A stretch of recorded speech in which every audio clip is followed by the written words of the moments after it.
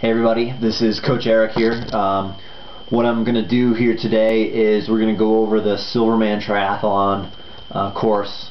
I'm going to talk about everything that the race has to offer as a whole, both for the full Ironman and the half. We're going to go over the courses, the challenges, what to expect, what not to expect, and then the key thing we're going to kind of talk about is execution.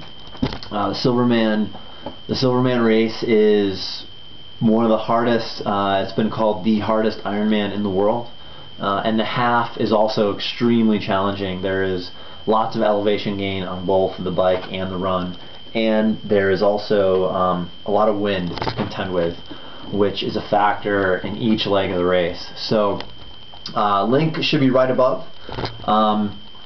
Go there to silvermannv.com and I'll walk you through some of the courses. You can look open up a new browser page, and we're going to open up the courses, and I can kind of walk you through them and what to expect, because they are unique and very challenging. So you can see I have my Silverman visor on. One of the many cool swag things that you'll get there. I got a really nice backpack that I'm still using every day for everyday uses, going to all bike races and all that kind of stuff. Full of stuff: water bottles, sponsorship stuff, t-shirts, visor, really cool stuff, kind of a little bit above and beyond your normal race. So when you go to the open page, you can see this race is November 9th. It's a great late season race. It's in Henderson, Nevada, which is just south of Vegas. It's kind of south Las Vegas, and it takes place in beautiful Lake Mead, that whole area down there. So on that top bar, if you go to race details, open up that page, and then you can go to either the full or the half Ironman course descriptions, and then if you click on the map, it'll bring up a PDF file of a map of each course. So go ahead and do that, just so you have it up there so you can refer back to it. And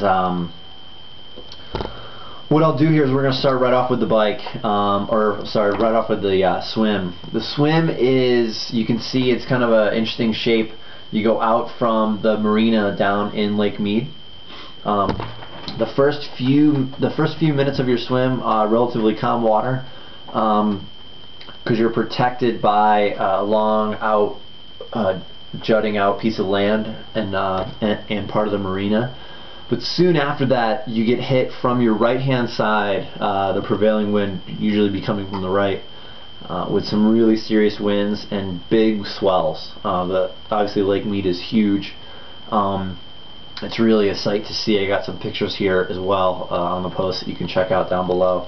And so you get some really big swells. It's extremely difficult to find your rhythm, and it's extremely difficult to actually find a pack of swimmers to swim with and to get a nice draft. So almost impossible. In the half, I did the half Ironman last year. The difficulty of the wind and the water put about 8 or 9 minutes on my time, on my normal half Ironman swimming time. So and I would imagine that would even be exponentially more difficult with the full Ironman. As you can see here, if you look at the map, as you go out in the start, the wind comes from the right. After you make your first turn, you get a nice tailwind, a little bit of body surfing in the waves. So definitely take that time to relax and save up some energy, because as you can see, even for the half folks, when you make that turn, you got some major crosswinds again and big swells that you're trying to swim across. It's very hard to see your line, keep your line, and to just keep good momentum. For those folks doing the full, you're going to turn right around and be swimming straight into the wind.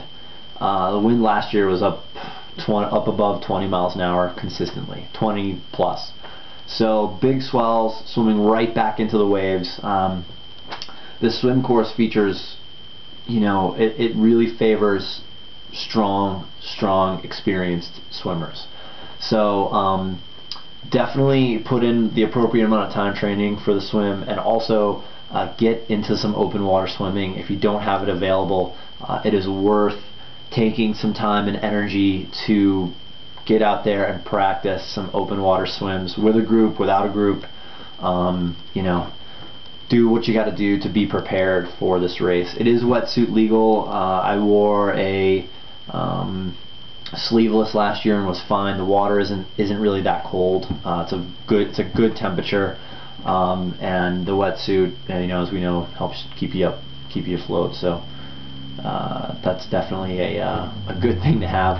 As you come into transition, volunteers there will hand you your transition 1 bag. You go into a tent. They have 2 tents right next to each other, side by side, men and women. You come out the other side to transition number 1, grab your bike, and you're off. So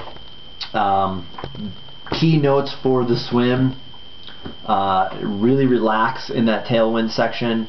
Just keep your head about you, keep plugging away. It's going to be long. It's going to be significantly longer than your normal swim time because of that wind. It's going to be harder to find people to swim with. So get some open water swimming in and use your tailwind time to really relax. So T1 is pretty straightforward. You come out the other side of the tents, grab your bike, and we're going to talk about the bike course next.